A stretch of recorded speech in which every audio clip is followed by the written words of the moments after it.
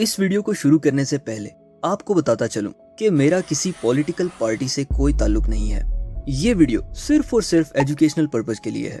लेकिन अगर आप में इतना हौसला नहीं है कि आप सच को बर्दाश्त कर सकें और किसी के किए हुए अच्छे काम को अप्रिशिएट कर सकें, तो आपसे गुजारिश है कि ये वीडियो ना देखें। तो डिले किए बगैर चलते हैं इमरान खान गवर्नमेंट की कुछ अचीवमेंट्स की तरफ। इमरान खान गवर्नमेंट की अचीवमेंट्स की बात की जाए तो सबसे पहले मैं तौहीन रिसालत और इस्लामोफोबिया की बात करूंगा।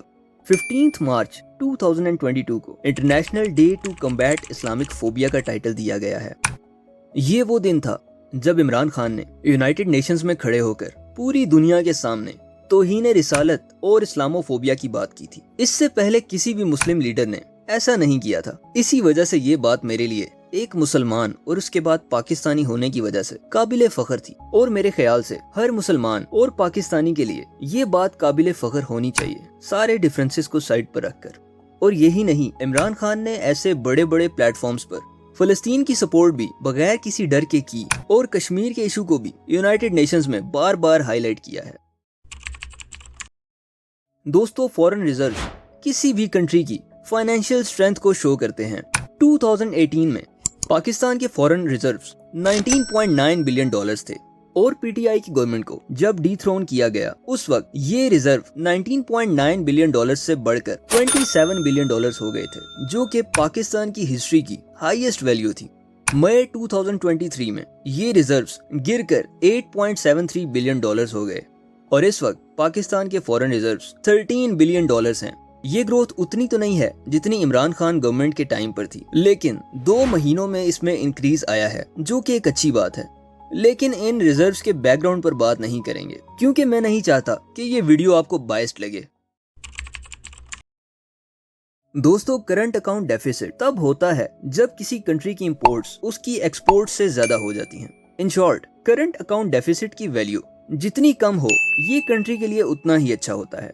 इमरान खान गवर्नमेंट के स्टार्ट में current account deficit 20 billion dollar था, जो कि बहुत ही ज्यादा था। अगर इंडिया से इसकी वैल्यू को कंपेयर करें तो इंडिया का current account deficit 1.3 billion dollars है। आप खुद इस फर्क को देख सकते हैं।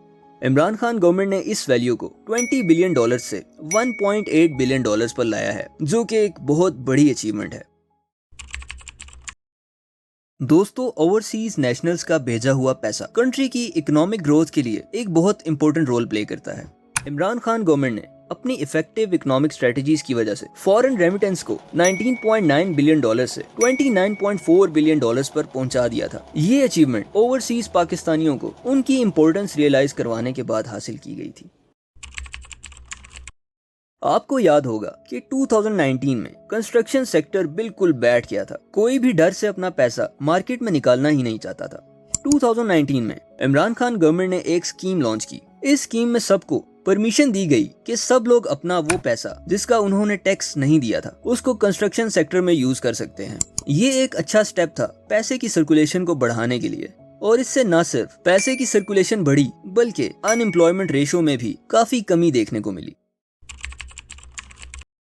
2018 में FATF, जो कि फाइनेंशियल एक्शन टास्क फोर्स है, पाकिस्तान इसकी ग्रे लिस्ट में था। दोस्तों, जो कंट्री मनी लॉन्ड्रिंग या टेररिस्ट फाइनेंसिंग में इन्वॉल्व होता है उसे FATF ग्रे लिस्ट में डाल देता है, और ग्रे लिस्ट में आने के बाद अगर कोई कंट्री अपने ऑब्जेक्शंस को रिजॉल्व ना कर सके तो उस कंट्री को ब्लैक लिस्ट कर दिया जाता है। और अनफॉर्चुनेटली पाकिस्तान उसी ग्रे लिस्ट में था मनी लॉन्ड्रिंग की वजह से। 2020 में इमरान खान गवर्नमेंट ने इन ऑब्जेक्शंस को रिजॉल्व किया और पाकिस्तान को न सिर्फ ग्रे लिस्ट से निकाला बल्कि ब्लैक लिस्ट होने से भी बचा लिया।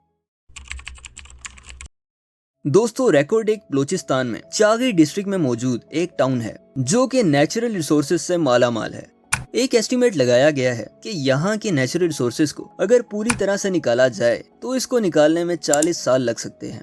इन रिसोर्सेज में 12.3 मिलियन टन्स कॉपर और गोल्ड के 20.9 मिलियन आउंसेस के रिसोर्सेज शामिल हैं। 1993 में TCC नामी ऑस्ट्रेलियन कंपनी के साथ पाकिस्तान ने कॉन्ट्रैक्ट साइन किया था रिकोडेक में माइनिंग करने का। 2013 में सुप्रीम कोर्ट ने कुछ रीजंस की वजह से TCC को इल्लीगल बोलकर माइनिंग रुकवा दी थी। उसके बाद TCC ने ICSID में पाकिस्तान की कंप्लेंट कर दी थी। ICSID, जो कि international centre for settlement of investment disputes है, اس کے نام سے ظاہر ہے کہ یہ انسٹیٹیوٹ انٹرنیشنلی انویسٹمنٹ ڈسپیوٹس کو ریزالو کرتا ہے۔ اس کمپلینٹ کے بعد ICSID نے پاکستان پہ $5.8 billion plus $7 million per day کا فائن لگایا تھا، جو کہ تقریباً $7 بلین بن گیا تھا۔ اور یہی نہیں، لنڈن کورٹ آف آربیٹریشن نے پاکستان پر $4 بلین کا فائن لگا دیا تھا۔ اب یہ فائن ٹوٹل $11 بلین ہو گیا تھا۔ یہ کیس 2013 سے چل رہا تھا۔ عمران خان نے 2022 میں اس کیس میں بھاگ دوڑ شروع کی اور اس ایفرٹ کی وجہ سے اس کیس کا فیصلہ پاکستان کے حق میں ہو گیا اور یوں پاکستان $11 بلین کے فائن سے بچ گیا۔ $11 بلین، $11 ارب۔ 2021 میں پاکستان نے پہلی بار سمارٹ فونز ایکسپورٹ کیے۔ یہ فونز میڈ ان پاکستان تھے، ان کو UAE کو ایکسپورٹ کیا گیا تھا۔ ان فونز کی فرسٹ شپمنٹ میں 5500 یونٹس تھے، جبکہ ایک سال میں ہی ان ایکسپورٹڈ فونز کی تعداد 1,20,000 ہو گئی تھی۔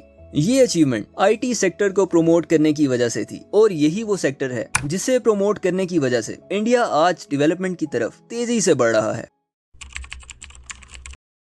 2018 میں جب عمران خان نے الیکشن جیتا تو انہوں نے اعلان کیا کہ میں پرائم منسٹر ہاؤس میں نہیں رہوں گا اور اس کی جگہ کسی چھوٹی اور سادہ جگہ پر رہوں گا۔ اس سمپل سے ڈیسیژن کی وجہ سے عمران خان نے اینولی 1.85 بلین پاکستانی روپیز کا خرچہ بچایا، جو کہ PM ہاؤس کی فارمیلٹیز پر خرچ ہوتا تھا۔ اور اس کے ساتھ ساتھ پاکستان کی ہسٹری میں پہلی بار پرائم منسٹر ہاؤس کے دروازے پبلک کے لیے کھول دیے گئے تاکہ وہ دیکھ سکیں کہ ان کے ٹیکسز کا پیسہ کہاں کہاں لگایا جا رہا ہے۔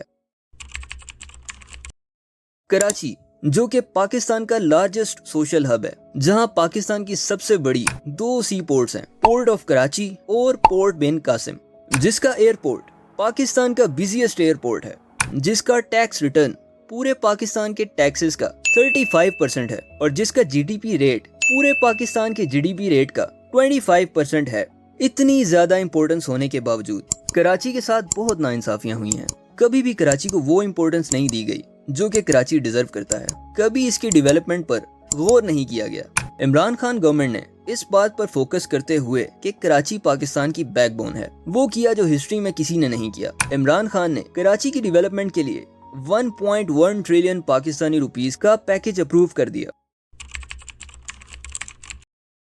عمران خان گورنمنٹ نے سالوں سے چل رہی رائیولری کو کول ڈاؤن کرنے کے لیے نیبر کنٹریز سے تعلقات اچھے کرنے کی بھرپور کوشش کی۔ کرتارپور کوریڈور اوپن کر دیا کیونکہ انڈیا میں موجود سکھوں کے لیے کرتارپور ٹیمپل بہت امپورٹنس رکھتا ہے اور ان کے یہاں آنے سے دونوں کنٹریز کے حالات اچھے ہونے کے کافی چانسز تھے۔ 2019 میں جب پاکستان ایئر فورس نے انڈیا کا پائلٹ انتہائی مہارت سے پکڑا تو صرف اور صرف ایک پیس گیسچر کے لیے کچھ دن بعد ہی اس پائلٹ کو چائے پلا کر واپس انڈیا روانہ کر دیا۔ The tea is fantastic. Thank you. اس نوشن کو انٹرنیشنلی بہت اپریسیشن ملی۔ یہی نہیں، جب امریکن جرنلسٹ نے پوچھا کہ آپ دوبارہ افغانستان پر اٹیک کرنے کے لیے امریکہ کی ہیلپ کریں گے تو انہوں نے کہا absolutely not.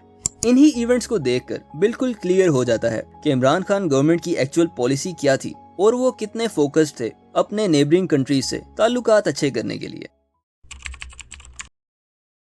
Imran Khan government نے پاکستان میں ٹورزم کو بہت سپورٹ کیا۔ انہوں نے 45 کنٹریز کے لیے 30 ڈیز کا آن ارائیول ویزا پرووائڈ کرنے کی پالیسی بنائی۔ اس ویزا ملنے کی آسانی کی وجہ سے بہت سے ٹورسٹ پاکستان آئے اور برٹش بیک پیکر سوسائٹی نے 2020 میں پاکستان کو 3rd highest potential adventure destination کا رینک دیا ہے، اور اس کے ساتھ ساتھ کونڈے نیسٹ ٹریولر نامی میگزین نے پاکستان کو ٹاپ ٹورسٹ ڈیسٹینیشن بھی بولا ہے۔